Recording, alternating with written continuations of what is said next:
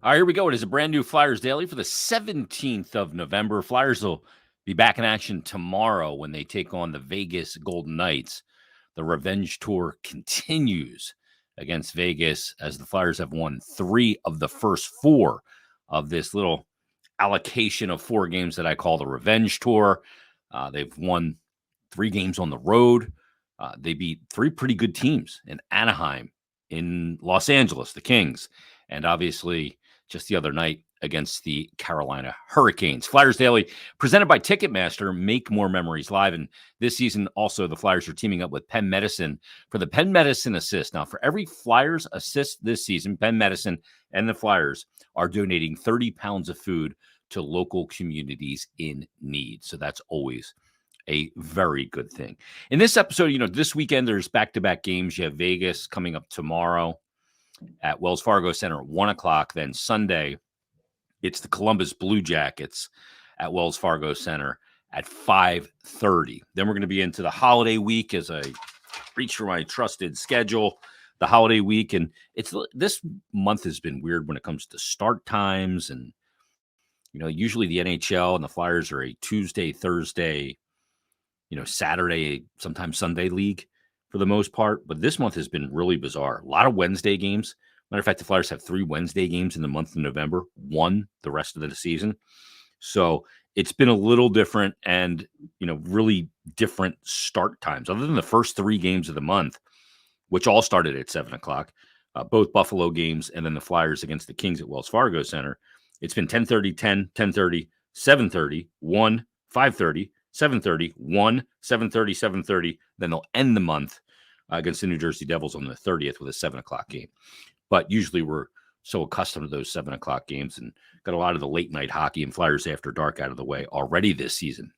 But the Flyers be back in action this weekend for 2 at Wells Fargo Center. And they'll look to keep alive their longest winning streak of the season, the 3 games that they've got in a row right now. 3 road games they've won straight. They've won 2 games in a row, one other time. So they won opening night, lost, and then the next game against Ottawa. Then they won against Vancouver and Edmonton, both at Wells Fargo Center. Then back-to-back losses on the road, one of those in overtime. That was against the Dallas Stars and then the Vegas loss. Then they come home, they beat Minnesota, but they have the next 3 at home. They lose all 3. 7-4, 3-2, 5-2 against Anaheim, Carolina, and Buffalo. Then they go to Buffalo on the road, 5-1. Then they lose to Los Angeles at home. They lose to San Jose on the road. And then the last 3 games, 6-3 win over Anaheim, 4-2 win over the Los Angeles Kings, and a 3-1 win over the Carolina Hurricanes. And it got me thinking, the Flyers are 16 games in. That is pretty much 20% of the schedule for the season. 20%. We're still in a relatively small sample size, but we're starting to kind of get out of the small sample size into kind of a legitimate sample size. So it got me thinking, okay, it's about 19.5% of the 82-game schedule is 16 games. So when you look at 20% of the schedule, if we were to project out a little bit and go, okay, what is this team? We talked before the season started about progress and how will progress be measured? Because the thought is, well, are they a team that's going to show progress, but maybe not progress in the standings or in the amount of points they get throughout the season or points percentage, however you want to calculate it. They finished 7th in the Metropolitan Division a year ago. They were a team that, in the month of November last year were absolutely it was a miserable month of hockey.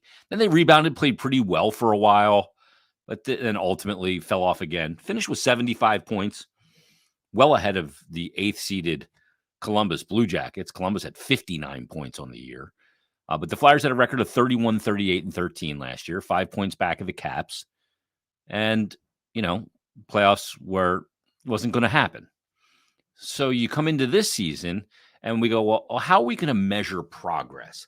Is it going to be just by more standings points than 75? And we'll consider that progress. But I think that's really pragmatic.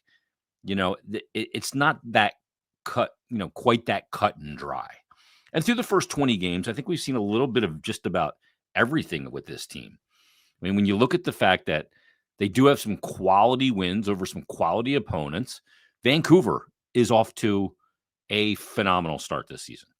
They are off to just unbelievable, shocking a lot of people. Some people say it's probably not sustainable, but they are. Here's the fact of the matter.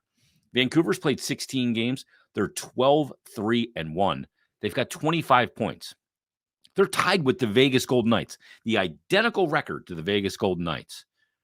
And Vancouver is plus 34 in goal differential.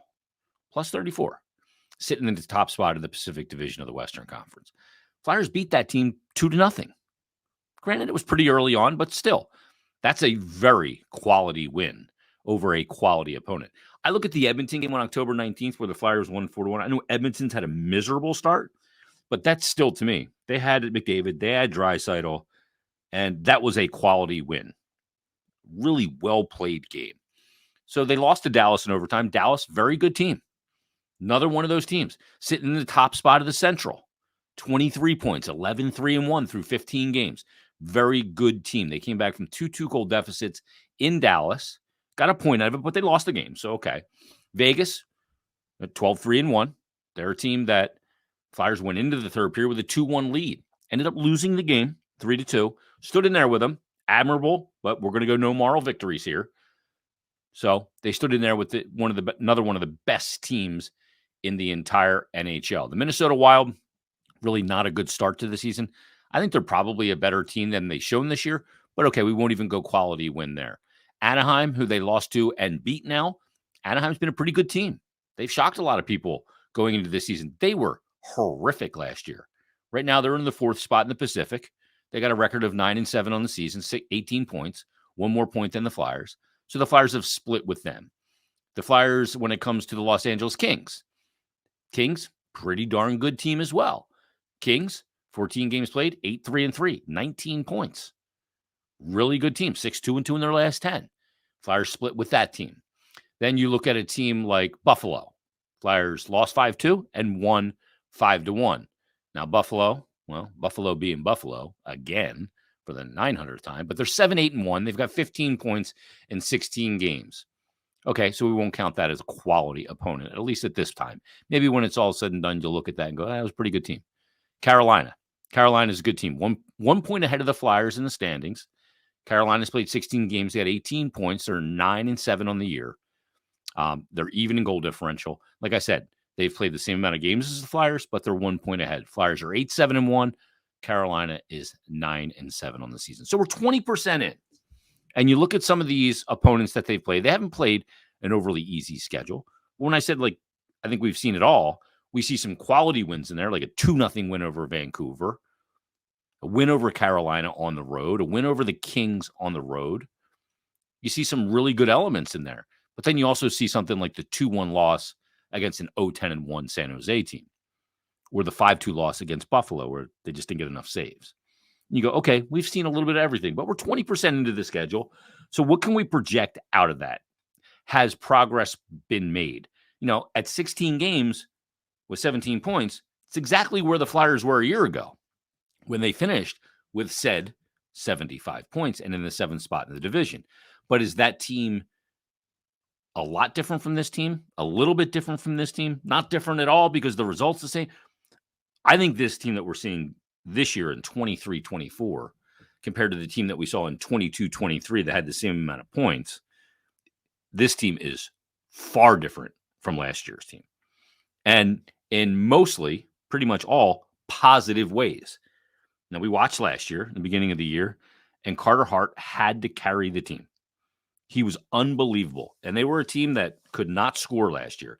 This is a team now in the Flyers that has been able to put the puck in the net. Travis Konechny, for goodness sake, in the NHL, has 10 goals already.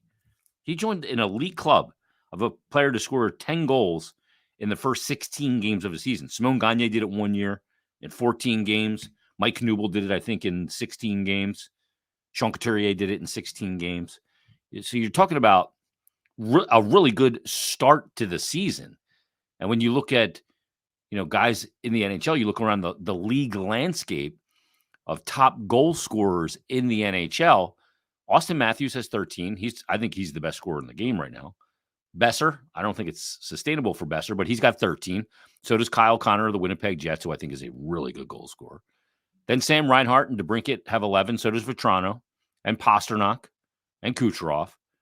But then in that next category, with Brady Tkachuk, Mikko Rantanen, William Nylander, JT Miller, Chris Kreider, Sidney Crosby, those guys all have 10 goals. That's your 10-goal club. That's some pretty good hockey players right there. Let's be honest about it. He's in that category to begin this season.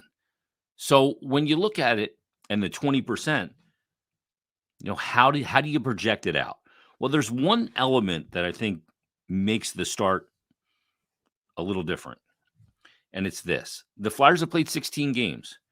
Carter Hart has played 8 games in a period, basically, this season. Not even 8 games in a period, 8 games in 10 minutes.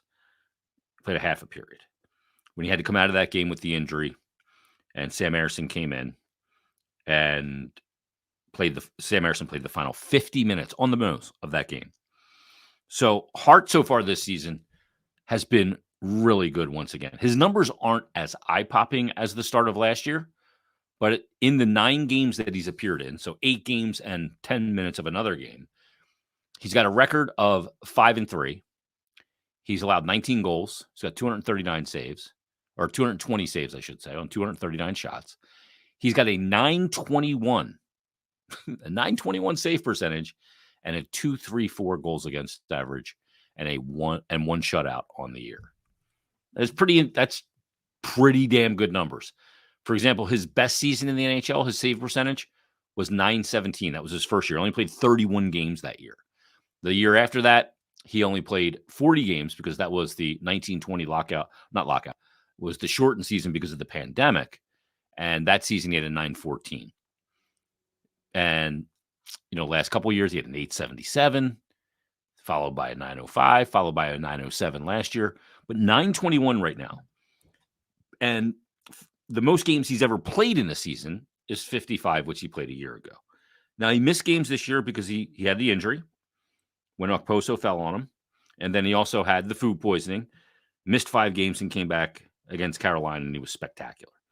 So far, again, he's started 8 games. So let's say he's going to play 57 games this year, 2 more than he played last year. That means he has 49 more games to go, which is 74% of the remaining games to be played for the Flyers. The remaining games they have are 66. So if he were to play in 49 of those 66, that's 74% of the games. Now, that's assumption of health and a lot of other things. But if he is going to play 3 out of every 4 games for this team going forward, and I'm not going to even say that his numbers are going to be 921 with a 2.34 goals against average on the year. But if he's north of, say he's 915 save percentage for the year with a 2.7 goals against average, what does that portend to when it comes to record for the Flyers? Now, there's a couple of different things. Like, we're trying to define progress. There's a couple of different things that you can look at when we're trying to project this out. You go, what is possible? Best case scenario for Carter Hart or Travis Konechny or Travis Sanheim. For other players throughout the lineup, Sean Walker, Joel Farabee, Sean Couturier, Cam Atkinson. What's possible for those players all said and done? I mean, is Konechny going to end up with 40 goals this year? That's the pace he's on right now. He's actually on pace for 50, but could Travis Konechny score 40 this year? I think that's possible. But the other part of that is that possible, probable, or less than likely. I've got those 3 categories. Possible, probable, less than likely. Is Travis Konechny going to score 50? Possible. I don't think it's going to happen. So I would put that he's going to score 40 in the probable category. 50, I don't think so. It's a big, big number. That's a big number. Plus, he has to stay healthy. So for Travis Konechny to score 40, I think that's probable. When you look at Travis Sanheim, in 16 games, he's got 14 points. Is he going to end up with north of 65 points this season? I think that's less than likely. I just don't know that you're going to be able to keep up that point production through a whole year for Travis Sanheim. Can he have 55 points? That might be probable. I don't think that maybe is too much to ask. Joel Farabee's got 6 goals, 20% into the season. 30-goal year for Joel Farabee? I think that's probable.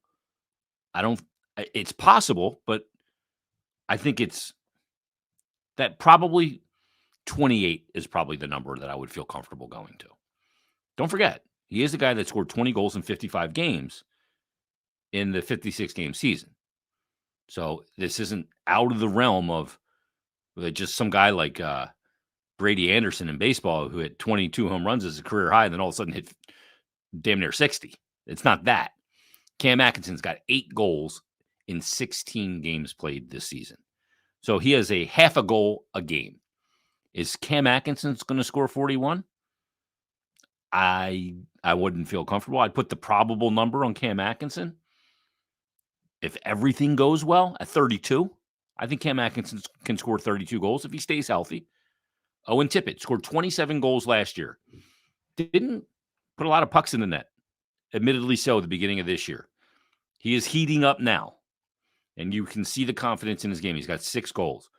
I think Owen Tippett ends up with like 32 goals this season. I think that's very probable. Couturier's played in 14 of the 16 games. Is Couturier not only going to be able to play in 70? Would the probable number on Couturier games played be about 70 games? That's about where I would feel comfortable. There's going to be some maintenance in there for sure, coming off as long of a layoff as he had. He's got 11 points. Can you say that Sean Couturier, if you can get 70 games and 64 points out of Sean Couturier, well, you'll take that. You'll take that. That's just under a point per game player. I'll take 70 games and 58 points. How about that? And I'll take that for Sean Couturier. You look at, Sean Walker. You don't calculate his effectiveness by points necessarily, even though he's got 7 in 16 games. But if he can continue to be just a revelation of a player. Now, there's some guys, like Noah Cates has 1 goal. Tyson Forster doesn't have any. Collectively, they have 7 points in 25 man games. They've got to get more there. Excuse me, more man games than that. It's actually 31 man games. They've got 7 points. Morgan Frost has to be in the lineup, stay in the lineup, and produce. He's got 4 points in 9 games played. So there's a lot of variables here of what is possible, what is probable, and what is less than likely. I guess this is, as we're getting close to Thanksgiving, this is the pre-conversation to that date, because we always look at that date and say, if you are not a team in the playoff mix at American Thanksgiving, then you're a team that is probably, I think it's like 87% of the time doesn't make the playoffs. The Flyers right now, through 16 games, are in wild card number 2. 1 point back of Toronto is in wild card number 1. 1 point back of Carolina and Washington, who are 2 and 3 in the Metropolitan Division. So I'm not changing expectations. I'm not pivoting. I'm none of those things. But we were asking that question about how you define progress. 20% into the schedule, 20%. As I write it down again, with Hart basically playing half of the games that have taken place so far this year. And if he were to play not half of the remaining 66 games, not 33 games left, but if he actually played in 49 of the 66 games, are the playoffs, a wild card race possible? Now, I know the rebuild people and the tank people are going nuts. I know some people would rather Travis Konechny have 2 goals and they lose 2 goals on the season. That Joel Farabee doesn't have 6 goals. He's got 2, but they're losing more games to get that high draft pick. We need one more guy. We need one more draft pick in the top 3. We need our David Pastrnak. Oh, crap. He was drafted 25th overall. Damn it. We need a defenseman like Charlie McAvoy. Shoot. He was drafted 14th overall. How do we do this? We need a player like Nikita Kucherov. Oh, man. He was drafted in the second round, or Braden Point, who was drafted in the third round. What are we going to do if we don't draft in the top 3? This is what progress looks like. Progress in a rebuild, whether it's in year 2, year 4, is good. Enjoy the progress. Thanks for listening. Thanks for watching. We'll preview Flyers Vegas tomorrow on a brand new Flyers Daily.